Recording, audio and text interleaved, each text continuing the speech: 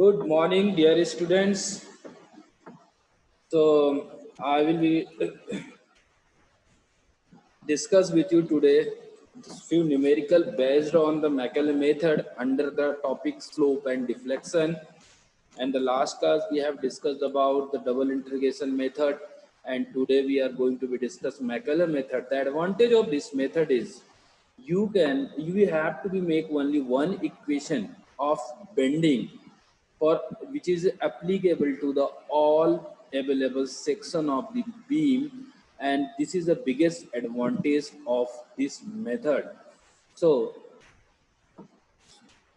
so let's discuss some problem based. We are going to be solve this problem with the help of the Macaulay method. So a problem statement is that a simply supported beam 8 meter length carries 2 points of 64 kilonewton and 48 kilonewton at 1 meter and 4 meter respectively from the left hand side. Find the deflection under each load. Each load means the deflection under load 64 kilonewton and 48 kilonewton. And also you have to find the maximum deflection of the beam. And E for the beam material, Young modulus for beam material is given as 210 gigapascal, and moment of inertia for the beam section is also given 180 into 10 to the power 6 mm.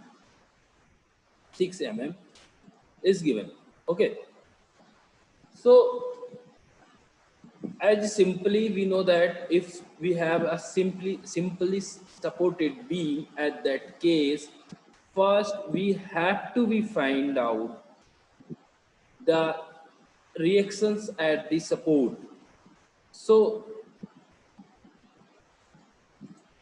now, so our objective is here to find this reaction at the support A and support B. So we all know that we are too much familiar with how to calculate reaction at support. We all know that. So briefly, I'll just explaining you, my dear students. So any of the end, you just take a moment of whole beam about any of the support. Suppose take the moment about the B. Then this is a B. This is a B point. So this is just we have considered this is a pin. You just pin this point, and dear student, you assume that when this reaction will act, so this beam try to rotate in this direction, and this is called the clockwise direction. So RA into perpendicular distance is 8 meter, then into 8, and it is going to be rotating clockwise direction. That's why it's positive. Then next, then 64 into this distance is how much? It's 7. 1 minus कर दीजिए तो total it will become 7. Then 64 into 7, and this try to be rotate this beam in anti-clockwise direction. And their last one, this is also the 48 into perpendicular distance is this 4 minus कर दीजिए, then become 4. 48 into 4. So this is also try to be rotated to the anti-clockwise direction. So both are negative, so equal to 0. And then by solving this equation, you will get R is equal to 80 kilonewton. And then second equation, you'll just use RA plus RB, means these two support reaction is balancing all the load acting from upward. So you can directly write down RA plus RB is equal to this 64 plus 48 is equal to 112, and just minus this RA, you will be RB is 32 kilonewton. This is a simple way, you know all that. So now we know that what is the RA and RB reaction at the support. So one step we have completed. Then go to the next step, apply the simple we can apply that this equation, bending equation of deflection equation of beam. This is a calculation and calculation. This is for the slope and deflection, and we have taken a section xx from A. Let's see this diagram also. So we have taken a section. This x-axis section is here. This is x-axis section. Suppose this is x, this is x, and it is located at a distance x. This is distance, suppose x from this end A. We have assumed that. So my dear student, आपको तो पता है. Let's write the equation for bending. M is equal to. So in this section, how much load is coming? So this RA is 48 kilonewton and 64 and 48 kilonewton. These are the loads come under this section. So consider all three. Let's RA means 80 kilonewton. So 80, dear student, 80 and distance 80, distance of 80 from this section, this is x exactly. So 80 and this beam try to move upward. So क्या होगा? It's a positive. ये तो आपको पता है पहले से. Positive होगा क्योंकि क्या होगा? बीम ऊपर की तरफ जा रही है, इसमें सैगिंग हो रही है, तो सैगिंग होगा तो पॉजिटिव होगा. Then 64. Then next load is 64, and distance of this 64 from this section xx. This section xx, how much you can write, my dear student? X minus this x minus 1. X minus 1 and sine. This load try to be this beam downward, so this sign will be minus. And similarly for the 48. So 48 into the x, dear student, their distance from this, how much is? X minus is 4. Total minus 4. X minus 4. Okay, great. Then because it's try to move downward, so negative sign, minus sign. Okay. So this will be your equation for Macaulay method. So great. Let's see next slide. Okay. So आप देख लीजिए, same equation is there. ठीक है. And we all know that we have to use the separator between each segment. So वो तो हमने कर दिया. ठीक है. Let's see ahead. चलिए आगे देखते हैं. इसको हटा दें पुराने वाले को. अब देखिए आपके पास इक्वेशन वही है जो आपने बनाई अभी, and we just put the equation in place of m. We all know that the differential bending equation is EI d square by upon dx square is equal to 8x minus 64x minus 1. ये अभी आपने निकाला equation. Separator आप use करना जानते हो, कोई दिक्कत नहीं है. Then you just integrate this equation number 1 with respect to x. x के रेस्पेक्ट में हम चलो इसको इंटीग्रेट करते हैं. चलिए यहाँ ये पहले स्टेप में यहाँ आया, आपने क्या किया, ये क्या हो गया x स्क्वायर बाई 2, तो 2 से ये 40 हो गया, तो ये it's become 40x square. Yes, great. Then integration constant तो हमने देख ही चुके हैं पहले कि आपको जो भी कांस्टेंट लगाना है पहले टर्म के जस्ट बाद लगेगा.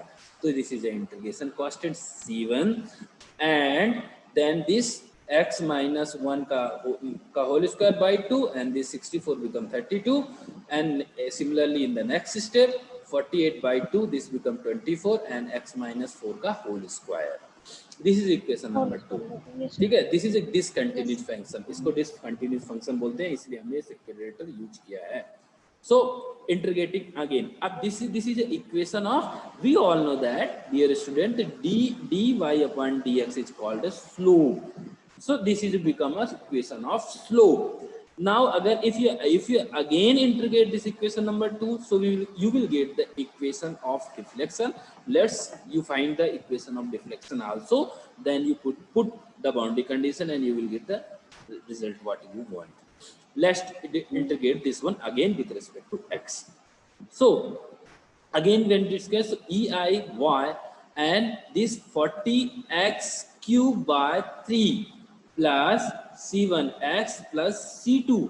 नेक्स्ट इंटीग्रेशन कांस्टेंट भी आएगा, यहाँ आ गया, ठीक है। देन 32/3 x माइनस 1 का whole cube, then this sign पहले से ही है वो आ जाएगा 24/3 x माइनस 4 का होल क्यूब, ये आ गया। ये इक्वेशन आपकी तीसरी इक्वेशन बन गई। देन अब x is equal to 0, y is equal to 0, आपको पहले ही बताया है कि एट द सपोर्ट पे डिफ्लेक्शन 0 होगा in the case of simply supported B, deflection is the 0। तो आपको पता है x is equal to 0, x is equal to 0, then y is equal to 0, this is called the boundary condition. तो equation number ये जो आपकी ये है से थर्ड वाली इक्वेशन है, जैसे आपने रखा इसमें देखिए जरा x इज इक्वल टू 0, तो जहां जहां पर x होगा वो सब 0 0 रख दो, ठीक है। जहां y होगा वो 0 रख दो। तो अब आते हैं यहाँ माय डियर स्टूडेंट, इस इक्वेशन में रखते हैं। तो पहले तो x रखो, तो जब x की वैल्यू 0 रखोगे तो देखो यहाँ भी निगेटिव हो जाएगा, ये भी निगेटिव हो जाएगा। तो मैकेले मेथड ये बोलती है कि जहां ब्रैकेट के अंदर आपका माइनस साइन आया वो कैंसिल आउट हो जाएगा, हम उसको यूज ही नहीं करेंगे, नेक्स्ट उसको आगे नहीं लेके जाएंगे। ये है मैकेले मेथड। तो यहाँ जैसे आपने 0 रखा तो यहाँ -1 आएगा, अपने आप हमको आगे लेके जाना ही नहीं है। आपकी इक्वेशन ये छोटी वाली बची है, छोटी सी ये वाली। अब यहाँ पर x इज इक्वल टू 0 और y इज इक्वल टू 0 रख दो। तो x इज इक्वल टू 0 रखा तो ये 0 हो गया, ये 0 हो गया, y इज इक्वल टू 0 तो ये टर्म 0, तो C2 इज इक्वल टू 0 हो गया। तो आपको एक इंटीग्रेशन कांस्टेंट, हाँ एक इंटीग्रेशन कांस्टेंट विल गेट, आपको मिल चुका है, that is called the C2 is equal to 0। Great, चलिए फिर आगे चलते हैं। एंड फिर अब आपको पता है यहाँ से ये वाली ग्रीन की इक्वेशन, चलो आपको फिर से दिखाता हूँ। यहाँ ये x यहाँ से स्टार्ट किया, तो a पर x इक्वल टू 0 है, और x इक्वल टू 8 पर b के पास x इक्वल टू 8 पे भी तो डिफ्लेक्शन 0 है, डिफ्लेक्शन तो यहाँ भी 0 है ना इस सपोर्ट पे भी। तो इस बार x equal to 8, yes equal to x equal to 8 metre, y equal to 0। Then c भी पोर्शन आ रहा है, अब देखो अब 8 आ रहा है। अब जैसे 8 आप रखोगे x की जगह पे, गौर से देखो सबके सब पॉजिटिव रहेंगे तो पूरी इक्वेशन आ जाएगी, ठीक है। और जैसे ही आपको ये कंडीशन लगाई, आप बीच के सेपरेटर हट जाएंगे, सारे सेपरेटर हट गए। अब इसके बाद अब आपने यूज किया x y equal to 0 means this term become 0, और x की जगह आपने 8 की वैल्यू रख दी। सो यू कैलकुलेट, आप जब इसको कैलकुलेट करोगे तो you will get C1 equal to -332। इस तरह से आपने C1 एंड C2 की वैल्यू फाइंड आउट कर ली। तो इक्वेशन जो थर्ड है वो क्या हो गई, क्यों देखो इस क्वेश्चन में सिर्फ आपको डिफ्लेक्शन निकालना है, स्लोप क्वेश्चन पूछा ही नहीं है, इसलिए हम डिफ्लेक्शन से आगे बढ़ रहे हैं। स्लोप को पूछा नहीं है, इसलिए स्लोप की बात हम कर ही नहीं रहे। तो now the your new equation number third become like this. आपने वहां पर सिंपल C1 C2 की वैल्यू रख दी। C1 की value is -332x and C2 equal to 0। अब पूछा था the deflection under each load, तो first load is how much, that is 64 kilo Newton. So my dear student, let's just see this diagram. So this is a 48, so that the distance of 48 from this a कितना है, 1 है, 1 है। तो अब चलिए उस equation में चलते हैं, अगेन दिस इक्वेशन यहाँ आते हैं। सर 48 के तो 4 है ना। एक सेकंड बेटा, पहले 64 की बात कर रहे हैं ना, आप 64 की बात कर रहे हैं, 48 में चलते हैं। अभी पहला तो 64 है ना, तो 1 है, 1 है। तो 1 जैसे देखा, 1 देखा तो यहाँ जैसे देखा, अरे यहाँ 1 रखा तो ये तो कट गया, वैसे वैसे कैंसिल हो गया, और ये निगेटिव हो गया। तो एक निगेटिव के कारण कैंसिल आउट हो गया, एक 0 के कारण हो गया। तो ये दोनों घट गए, ये दोनों हट गए, सिर्फ बचे ये दोनों भाई। अब x की जगह 1 रख दिया, और यहाँ y x की जगह 1 दिखा, तो आपको कुछ वैल्यू मिल गई। And y is equal to, ये कैलकुलेट किया तो ये -8.343 mm आया, ठीक है। अब यहाँ देखो पहले क्या लिखा था, किलो न्यूटन मीटर क्यूब, क्योंकि सारे हमने मीटर की वैल्यू रखी थी और लोड को किलो न्यूटन में लिखा था, इसलिए ये इतना आ गया। फिर हमने इसको क्या किया, इसको न्यूटन और एमएम में कन्वर्ट किया। क्यों, क्योंकि हमको ये चीज एमएम में चाहिए थी ना डिफ्लेक्शन, इसलिए हमने इसको एमएम में कन्वर्ट करना पड़ा, ठीक है। और ये जो EI की वैल्यू रखोगे डियर स्टूडेंट, वो भी आपको उसी एमएम में ही रखना पड़ेगा तो होगा। देखो ये भी एमएम में हमने रखा हुआ है, गीगा पास्कल को याद है किसी को? डायरेक्ट हम रख देते थे 10⁻³ करके, वैसे यहाँ किया हुआ। सो आपको जो डिफ्लेक्शन आया वो किस में आ गया? mm में आ गया। ठीक है, सो ये फर्स्ट पार्ट हो गया। नेक्स्ट अब डिफ्लेक्शन अंडर लोड 48, जो आप जो बच्चा बोल रहा था अभी 48 को तो 4 मीटर पे है, हाँ मान लिया ना 4 में है, देखो 4 पे है, 4 में है तो देखो 2 टर्म बचेगी, एक लास्ट वाली टर्म जीरो वो माइनस में आ जाएगा तो छोड़ दिया लास्ट वाली टर्म, देखो गौर से। ठीक है, तो हमने 2 टर्म ही आई इस बार, सेम प्रोसीजर। अब हमने एक्स वाई निकालना है, एक्स की जगह 4 रख दिया। ठीक है, तो यहाँ 4 का क्यूब हो गया, यहाँ था C1x तो C1 इंटू 4 माइनस 32, और यहाँ x माइनस 1 था तो ये 3 का क्यूब बच गया। अब इसको फिर से सॉल्व किया, फिर यूनिट को बैलेंस किया और सारी वैल्यू रख दी, आपको y मिल गया माइनस 20.18 mm। सो ये आपको डिफ्लेक्शन निकाल लिया अंडर द बोथ लोड। ठीक है, ध्यान क्वेश्चन में आपसे पूछा है, ये थोड़ी समझने की बात है, आप थोड़ा सा ध्यान लगाओगे समझ में आ जाएगा, कोई बड़ी चीज नहीं है, सब समझदार लोग हो। अब मैक्सिमम डिफ्लेक्शन, मैक्सिमम डिफ्लेक्शन आपने स्लोप एंड डिफ्लेक्शन पढ़ा, वो bending shear force bending moment पढ़ा है। तो अब देखिए थोड़ा सा लॉजिक लगाओ, ये इधर कोई लोड नहीं लगा हुआ है, इधर मिड में लगा हुआ, फिर एक लोड इधर लगा हुआ है, तो जो कि ये लोड अलग से लगा हुआ है, अगर मिड में ये लगा होता तो बीच में होता, तो ये आप मानोगे कि डिफ्लेक्शन जो मैक्सिमम होगा बिटवीन द CD होगा। आप गौर से देखो, क्योंकि ये लोड है यहाँ और ये लोड भी है और इधर कम है, तो इसका डिफ्लेक्शन यू ऐसे करके बीच में थोड़ा सा और ऐसे कम और ऐसे करके लास्ट में यूं जाएगा। तो हम ये देख के बता सकते हैं कि CD पोजीशन पे सबसे ज्यादा डिफ्लेक्शन होगा। बस ये चीज अगर आपको समझ में आ गई है तो फिर बस वही, assuming the maximum deflection between CD। Then equation number 2, equation number 2 किसकी? स्लोप की थी। तो आपने, मैंने जब पढ़ा रहा था देन मैं आपको बोला था कि बेटा जहां पर मैक्सिमम डिफ्लेक्शन होगा उस पॉइंट पे स्लोप 0 होगा। The point where the deflection is maximum there must be slope 0, वहां पर स्लोप 0 हो जाएगा अपने आप ही। तो जो स्लोप की इक्वेशन है, इक्वेशन नंबर 2, वहां पर आप रखोगे वैल्यू। चलिए, क्या हमने कौन से वो फिर से डायग्राम हमको दिखाना पड़ेगा, आपको चलते हैं फिर से दिखाते हैं। आइए डायग्राम को, ये देखिए हमने CD में लिया, CD का मतलब हो गया यहाँ पर इस पोजीशन पे आपको मैक्सिमम डिफ्लेक्शन मिल गया, तो जिसकी डिस्टेंस है 4 मीटर, 4 x इक्वल टू 4 के बराबर। चलिए फिर अपन चलते हैं। So the maximum deflection between CD and this become dy/dx equal to 0 होना चाहिए। तो ये देख लिए लास्ट वाला नेगेटिव हो जाएगा, पहला इसमें तो पॉजिटिव है तो इसको हम 32 वाले को कंसीडर कर लिए। ये वाली इक्वेशन में दिखा दूं आपको, हाँ ये वाली इक्वेशन में आइए जरा, यहाँ पर रखिए x इक्वल टू 4, तो ये तो पॉजिटिव है तो ये आ गया, कोई दिक्कत नहीं है, और ये अपने आप 4 रखोगे तो कैंसिल होके ये माइनस हो गया, तो सिर्फ इतनी इक्वेशन बची स्लोप की।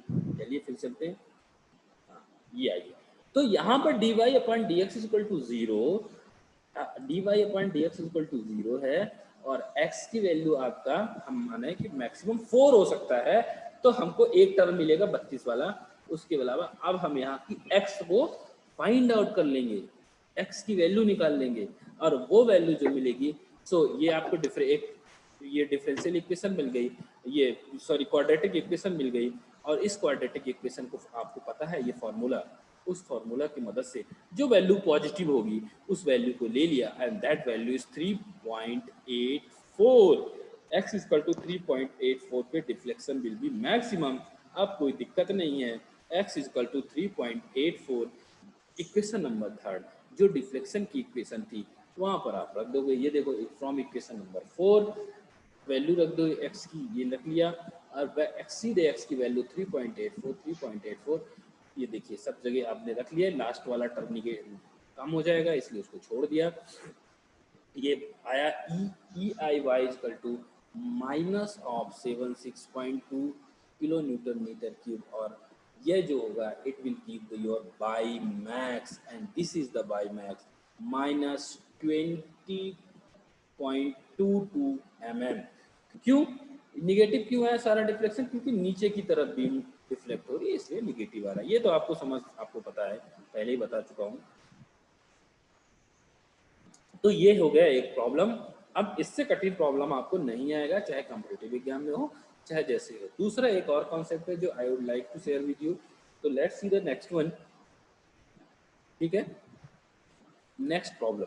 सो नेक्स्ट प्रॉब्लम, सर हाँ सर आपने x इक्वल टू जब 0 रखा था वहां पे सर थोड़ा सा सर समझा दीजिए फिर से। मैंने कहा एक्स इक्वल टू 0 को कहता, किस क्वेश्चन में? रुको एक सेकंड रुको। इक्वेशन 1 में sir x equal to y equal to दोनों जीरो रखे सर। ये इसलिए यस सर इसलिए क्योंकि आप याद रख लो, साइड में लिख लो, इस सिंपली सपोर्टेड बीम के यहाँ पर इस पॉइंट पे हमेशा डिफ्लेक्शन 0 होता है। यहाँ भी होगा और यहाँ भी होगा। फिक्स बीम होगी तो वहाँ स्लोप और डिफ्लेक्शन दोनों 0 होता है। एक चीज़ और लिखो, जहाँ पर डिफ्लेक्शन मैक्सिमम होता है वहाँ स्लोप 0 होता है।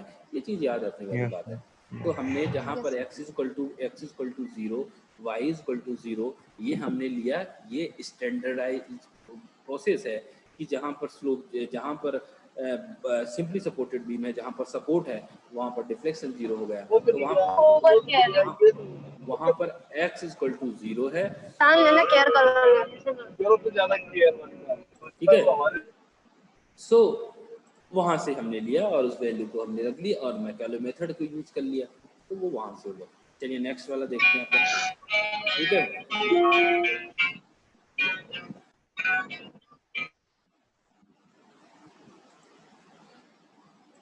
ठीक है। तो ये प्रॉब्लम अपनी तरफ में एक तरह से ज़्यादा इम्पॉर्टेंट है, इसलिए मेरे को डिस्कस करना जरूरी है आज आपसे। तो इसमें एक कैंटिलीवर बीम है। We have a cantilever beam. In cantilever beam which is only subjected to these couples और मूवमेंट। ठीक है, अ कैंटिलीवर बीम, उसकी लेंथ दी है 9 metre length, acted upon by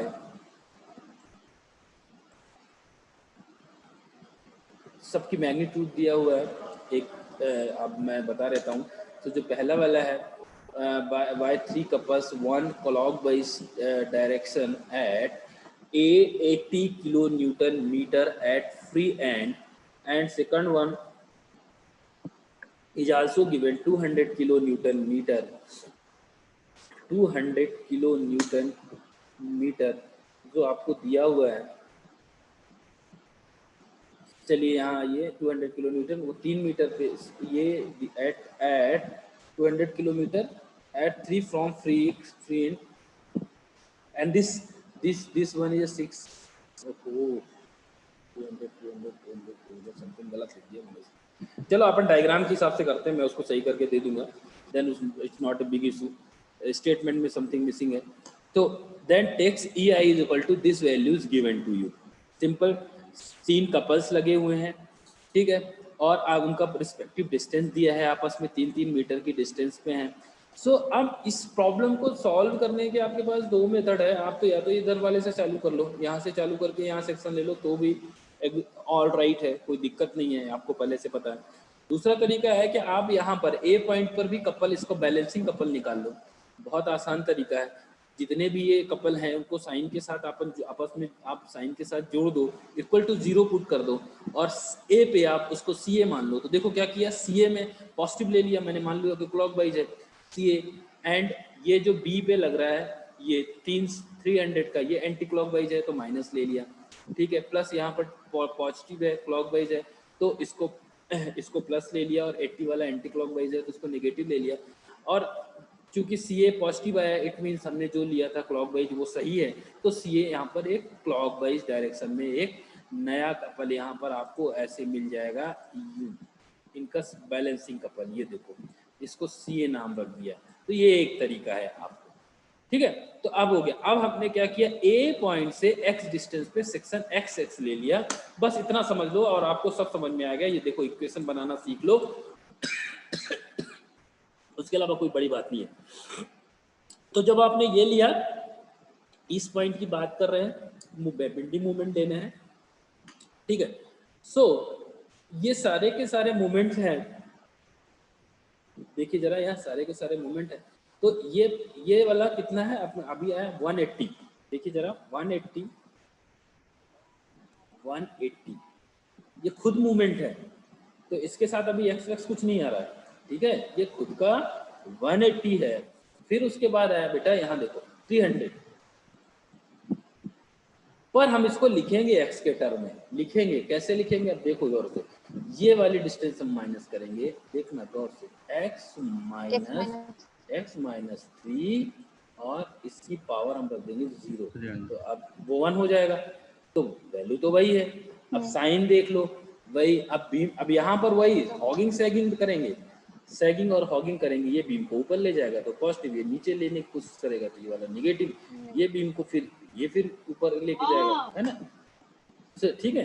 तो ये वाला अब फिर पॉजिटिव हो जाएगा, तो 200 डिस्टेंस कितना x माइनस, देखो जरा 6 x माइनस 6 पावर 0, पावर उसकी 0। अब यहाँ पर आप उसका ये ऐसे सेपरेटर लगा दोगे, बस यही करना था।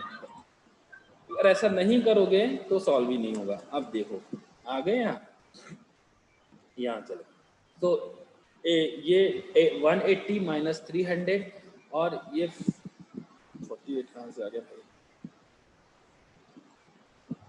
200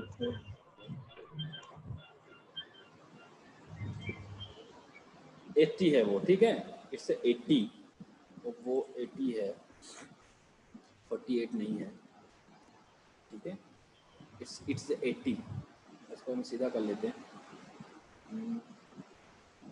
इट्स मस्ट बी 80।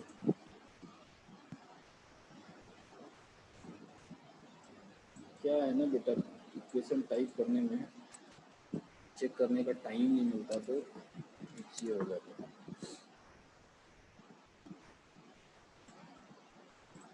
चलिए आप 48 यहाँ पर मैं काट काट के लिख देता हूँ, दिस इज 80,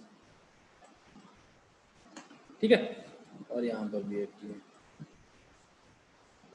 सो अब इक्वेशन बन गई सिंपल। अब इस इक्वेशन नंबर 1 को आप इंटीग्रेट कर दीजिए just with respect to dy upon dx 180, देखिए जरा 180, अब यहाँ पर x नहीं था तो एक x आ गया इसके पड़ोस में, ठीक है, इंटीग्रेशन कांस्टेंट 1 आ गया, और यहाँ 0 था, ये इधर हो गया तो 1 इसके 1 हो गया, ये तो x माइनस 3 हो गया, 300 x माइनस 3 और 80 x माइनस 6। अब चूंकि ये जो यहाँ देखिए ये कौन सी कैंटिलीवर बीम है, यहाँ साइड में दिख रही है आपको कैंटिलीवर, तो यहाँ x यहाँ से माना था तुमने, तो x इज इक्वल टू 0 पे dy अपन dx 0 आपको पहले से पता है, किसी कैंटिलीवर बीम पे स्लोप डिफ्लेक्शन दोनों 0 होता है। So x is equal to 0 dy upon dx 0, तो c1 इज इक्वल टू 0, आप सारी वैल्यू पुट करके देख लो, x इक्वल टू 0 ये गया, ये इधर निगेटिव हो जाएगा तो ये आउट हो जाएगा, ये निगेटिव तो ये आउट हो जाएगा, तो then c1 is equal to 0, ये इक्वेशन हटा दे पुरानी वाली, ठीक है, इट इज ठीक है, ये 80 है, आप कर लो इसको 80। So c1 equal to 0, integrating second time किसको, इक्वेशन नंबर 2 को, तो इक्वेशन नंबर 2 180 का आधा 90 x square plus cx plus c2 चाहे तो अब c1 की वैल्यू रख देंगे, अभी सॉल्व करेंगे, एंड देन इसका आधा हो जाएगा, ये इसका स्क्वायर हो जाएगा, और ये 80x माइनस 6 का होल स्क्वायर हो जाएगा। Then again x is equal to 0 पे तो डिफ्लेक्शन भी तो 0 होता है, तो अब डिफ्लेक्शन की इक्वेशन में 0 पुट करेंगे, तो ये देखिए x इज इक्वल टू 0, यहाँ पर ये 0 हो जाएगा, और यहाँ पर जैसे ही आया तो ये वाला निगेटिव हो गया, तो ये यहाँ से आउट हो गया, ये निगेटिव हो गया तो ये आउट हो गया, ठीक है। अब सिर्फ बचा C1 वाला C2, तो C1 की वैल्यू भी तो 0 है, तो 0 होने से ये C2 इक्वल टू भी 0 हो जाएगा, तो C1 एंड C2 दोनों बोथ आर बिकम 0, दोनों 0 हो जाएंगे, ठीक है।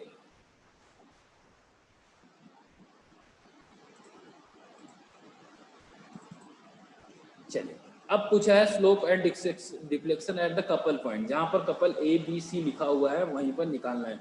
तो जो आपकी स्लोप की डिफ्लेक्शन है, तो कपल पॉइंट एक 3 मीटर, पहला वाला किस 3 मीटर पे, दूसरा वाला 6 मीटर पे, तीसरा वाला तीसरा वाला 9 मीटर पे है, आप सीधे x की वैल्यू रखते जा रहे हो Yes, इक्वेशन में, है ना, x की वैल्यू रख दी, तो जहाँ जो जो नेगेटिव होता जाए उसको छोड़ते जा रहे हो।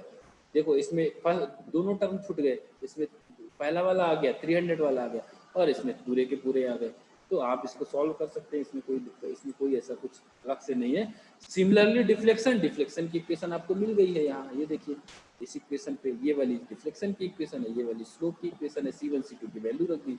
सो आपको ये टर्म C1 C2 दोनों जीरो है तो सोचने की जरूरत ही नहीं है, क्या करना है, देन यहाँ पर अगेन आपने स्लोप एंड डिफ्लेक्शन दोनों निकाल लिया। बस मेरे को यहाँ बताना ये था कि अगर कपल आ गया तो आपको करना क्या है, उसको कंसीडर करना है उसकी डिस्टेंस, लेकिन उसकी पावर 0 रखनी है और नेक्स्ट स्टेप में वो उसका एज इट इज आप यूज कर पाओगे, ठीक है। सो डियर स्टूडेंट्स, ये थी मैकॉले मेथड। अब इससे जो जितनी वैरायटी न्यूमेरिकल की ये दो हैं, इससे बाहर आई थिंक कुछ नहीं होगा। सो होप आपको समझ में आ गया होगा। तो thank you so much for listening.